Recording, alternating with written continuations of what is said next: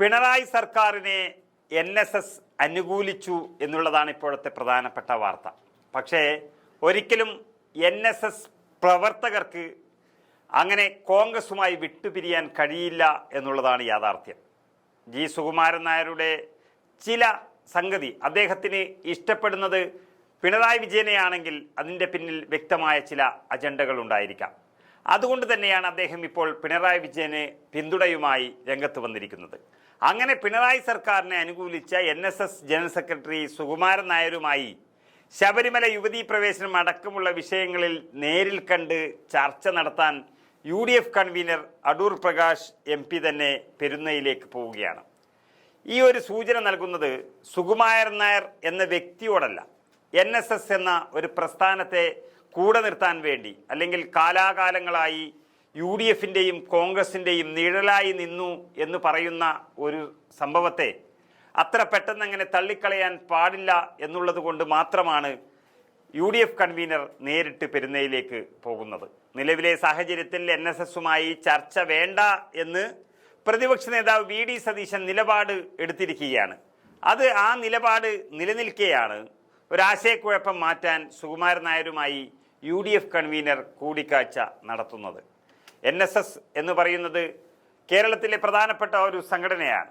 ആ സാമുദായിക സംഘടനയെ ഒരിക്കലും വേർതിരിച്ച് കാണാൻ പാടില്ല എന്നുള്ളത് കോൺഗ്രസിൻ്റെ ഒരു പ്രഖ്യാപിത ലക്ഷ്യം എന്നുള്ളത് കൊണ്ട് മാത്രം കാണുന്നു. അല്ലാതെ സുകുമാരൻ നായർ എന്നൊരു വ്യക്തി വലിയ ഒഴിച്ചുകൂടാൻ പറ്റാത്ത ഒരാളൊന്നുമല്ല. CPMനോട് സുകുമാരൻ നായർക്ക് അനുഭാവമുള്ളതായി തോന്നുന്നില്ല എന്നാണ് അടൂർ പ്രകാശ് പറഞ്ഞിരിക്കുന്നത്. ഒരു സമുദായ സംഘടനയോടും UDFന് അകൽച്ചയില്ല. താക്കോൽ സ്ഥാനം വേണം എന്ന് സുകുമാരൻ നായർ പറഞ്ഞപ്പോൾ തന്നെ രമേശ് ചെന്നിത്തലയെ കേരളത്തിൻ്റെ ആഭ്യന്തരമന്ത്രിയാക്കി, KC വേണുഗോപാലിനെ കേന്ദ്രത്തിൽ മന്ത്രിയാക്കി. അങ്ങനെ എല്ലാ നിലപാടും NSSൻ്റെ നിലപാടുകളെയെല്ലാം അംഗീകരിച്ച ഒരു പാർട്ടി എന്നുള്ള നിലയിൽ കോൺഗ്രസിനോട് മുഖം തിരിഞ്ഞു നിൽക്കാൻ ഒരിക്കലും NSSന് കഴിയില്ല എന്നുള്ളതാണ് യാഥാർത്ഥ്യം. CPM ആണെങ്കിൽ അല്ലെങ്കിൽ LDF ആണെങ്കിൽ ഇതുവരെ NSS ചോദിച്ചത് ഒന്നും കൊടുത്തിട്ടുമില്ല. പക്ഷേ ഇത്രയും പെട്ടെന്ന് എന്തുകൊണ്ടാണ് പിണറായി സർക്കാരിനോട് ആഭിമുഖ്യം പുലർത്തുന്നത് എന്ന് ചോദിച്ചാൽ ചില കേസുകൾ സുകുമാരൻ നായരെ അലട്ടുന്നുണ്ട് എന്നുള്ളതാണ് സത്യം. ആ സുകുമാരൻ നായരെ നേരിൽ കാണുന്നതിൽ യാതൊരു പ്രശ്നവുമില്ല എന്ന് UDF അറിയിച്ചത് തന്നെ സുകുമാരൻ നായരെ സന്തോഷിപ്പിക്കാനല്ല, NSS എന്ന് പറയുന്ന സംഘടനയെ തങ്ങൾക്ക് വേണം എന്നുള്ളതാണ് UDF ഇവിടെ പറഞ്ഞിരിക്കുന്ന അഭിപ്രായം. NSS ജനറൽ സെക്രട്ടറി അദ്ദേഹത്തിൻ്റെ അഭിപ്രായം പറഞ്ഞു. സമദൂര സിദ്ധാന്തം അദ്ദേഹം ആവർത്തിച്ച് വ്യക്തമാക്കുകയും ചെയ്യുന്നു. ഈ വിഷയത്തിൽ കോൺഗ്രസിന് യാതൊരു ആശങ്കയുമില്ല എന്നാണ് അടൂർ പ്രകാശ് ചൂണ്ടിക്കാണിക്കുന്നത്. ശബരിമല യുവതീ പ്രവേശന വിഷയത്തിൽ CPMനെ പിന്തുണക്കുന്ന നിലപാടാണ് NSS general secretary Sukumaran Nair സ്വീകരിച്ചത്. കേന്ദ്രഭരണം കയ്യിലുണ്ടായിട്ടും BJP ഒന്നും ചെയ്തില്ലെന്നും കോൺഗ്രസ് കള്ളക്കളി കളിച്ചുവെന്നുമാണ് അദ്ദേഹം ചാനൽ ചർച്ചയിലൊക്കെ പറഞ്ഞിരിക്കുന്നത്.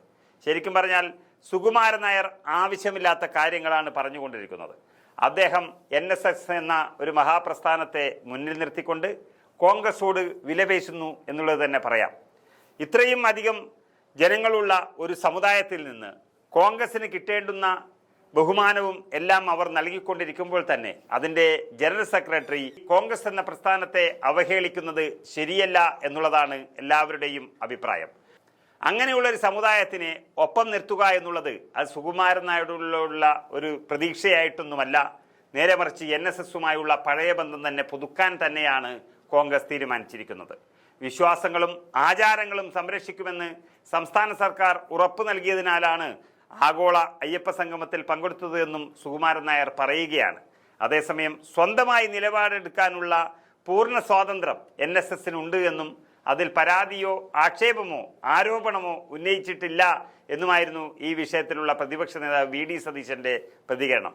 എല്ലാ മതങ്ങളുടെയും ജാതികളുടെയും പിന്നാലെ നടക്കുന്ന പാർട്ടിയായി CPM അധപ്പതിച്ചുവെന്നും UDF അങ്ങനെ പോകില്ല എന്നും സതീശൻ വളരെ വ്യക്തമായി പറഞ്ഞിട്ടുണ്ട്. NSS LDFനോട് അടുക്കുന്നുവെന്ന നിലയിൽ നടത്തുന്ന പ്രചരണം ശരിയല്ല എന്നാണ് സുകുമാരൻ നായരുമായി അടുപ്പമുള്ള രമേശ് ചെന്നിത്തല വ്യക്തമാക്കിയിരിക്കുന്നത്. രാഷ്ട്രീയമായി വളരെ കൃത്യമായ നിലപാട് NSSനുണ്ട് എന്നും പറഞ്ഞിട്ടുണ്ട്. ശബരിമല വിഷയത്തിൽ NSS നിലപാട് വളരെ വ്യക്തമാണ്. അത്തരത്തിൽ നിലപാട് സ്വീകരിക്കാൻ അവർക്ക് സ്വാതന്ത്ര്യവുമുണ്ട്.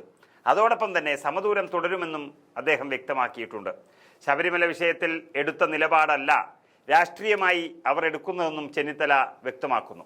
എന്നാൽ NSSന്റെ പുതിയ തീരുമാനം തെരഞ്ഞെടുപ്പിൽ UDFന് തിരിച്ചടിയാകുമോ എന്നൊരു ഭയം മുസ്ലിം ലീഗ് ഉൾപ്പെടെയുള്ള ഘടകകക്ഷികൾക്കുണ്ട്. NSSനെ അനുനയിപ്പിക്കാനുള്ള ഒരു നീക്കത്തിനും തയ്യാറല്ല എന്ന് പ്രതിപക്ഷ നേതാവ് പറയുമ്പോൾ ചർച്ചയാകാമെന്ന നിലപാടിലാണ് ലീഗ് സ്വീകരിച്ചിട്ടുള്ളത്. ആവശ്യമെങ്കിൽ ചർച്ചയ്ക്ക് മധ്യസ്ഥം വഹിക്കാമെന്നും മുസ്ലിം ലീഗ് വ്യക്തമാക്കുന്നു. പണ്ട് കാലം മുതൽക്ക് തന്നെ നമുക്കറിയാം NSS കോൺഗ്രസുമായും UDFുമായും ഏറ്റവും അടുത്ത ഒരു പ്രസ്ഥാനം കൂടിയാണ്. അങ്ങനെയുള്ള NSSന് കോൺഗ്രസിനെ വിട്ട് മറ്റൊരു തരത്തിലേക്ക് പോകാൻ കഴിയില്ല. ഒരു ആവേശത്തിൽ പിണറായി ഒക്കെ ഒപ്പം നിന്നു സുകുമാരൻ നായർ എന്നല്ലാതെ NSSന്റെ മണ്ണും മനസ്സും അതെപ്പോഴും UDFനൊപ്പം തന്നെയാണ്.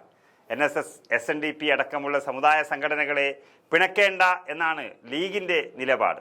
UDFിലെ ആശയക്കുഴപ്പം പരിഹരിക്കാൻ ഇടപെടണമെന്ന നിലപാടാണ് കോൺഗ്രസിൻ്റെ ഹൈക്കമാൻഡിനും ഉള്ളത്.